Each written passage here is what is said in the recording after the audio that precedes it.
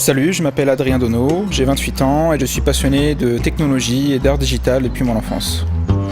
Tout a commencé vers mes 7 ans.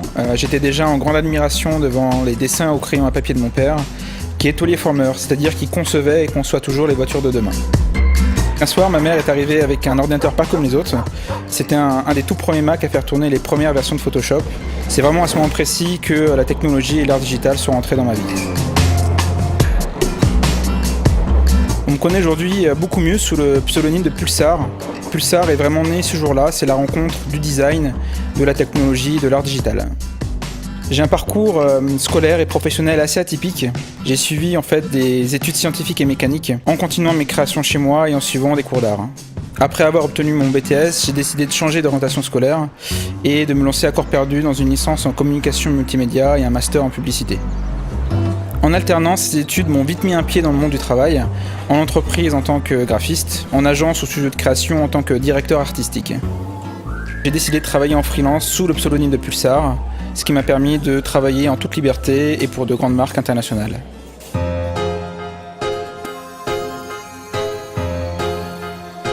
En 2007, je décide de faire un long voyage en Chine, et j'en parle souvent comme un voyage initiatique.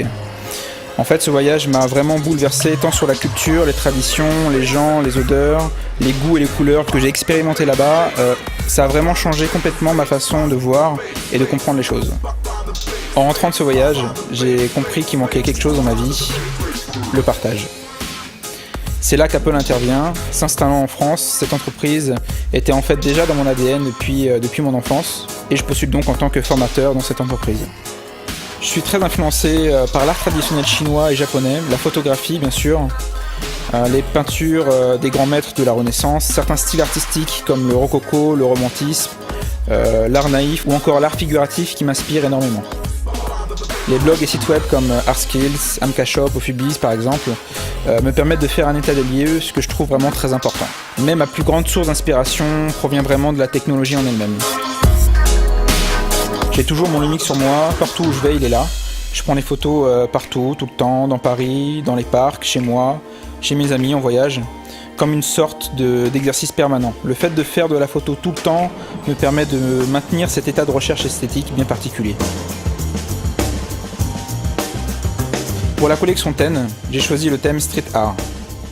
J'ai décidé de traiter ce thème sous un regard un peu nouveau. Je me suis vite mis dans la peau d'un artiste faisant un croquis en dessin et peinture, tout en essayant de garder un environnement estival et naturel en plein air.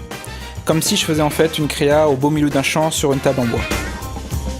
J'ai commencé par trouver une texture de bois pour donner l'illusion d'une table. Ensuite, j'ai superposé quelques feuilles avec une texture papier. Toujours une petite influence asiatique vient souligner mes créations. Ici, ça va être le fond de la créa et sa signature.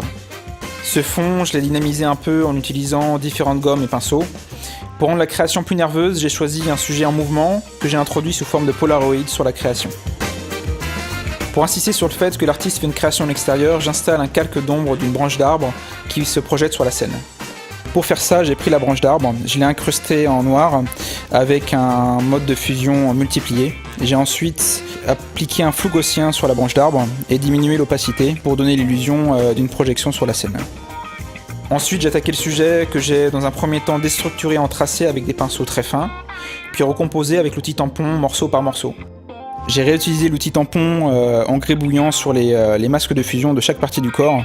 C'est ce qui donne en fait cet effet de gribouiller en dessin sur la créa. Sur les mains, j'ai ajouté un effet crayon à papier très simple à réaliser avec l'effet contour lumineux de Photoshop. Je restructure ensuite partiellement le visage. Une fois la déstructuration et la recomposition finie, j'installe quelques calques de croquis avec l'effet crayon. Pour donner un effet plus sale et manuel à la création, j'ai utilisé différents pinceaux de particules que l'on peut trouver facilement sur internet. J'ajoute ensuite la main du personnage avec son pinceau, puis les différentes corrections colorimétriques, de netteté, de contraste, de saturation, indispensables pour finaliser la création et lui donner un aspect unifié. Personnellement, j'ai pris un véritable plaisir à partager un bout de ma vie, quelques-unes de mes techniques et ma vision de l'art d'aujourd'hui. Si j'avais un dernier conseil à donner, ça serait de ne jamais avoir peur d'exprimer sa créativité, surtout de ne jamais baisser les bras, et plus vous partagez, plus on vous donne. Je remercie la collection TEN de m'avoir choisi pour ce projet et de m'avoir fait confiance.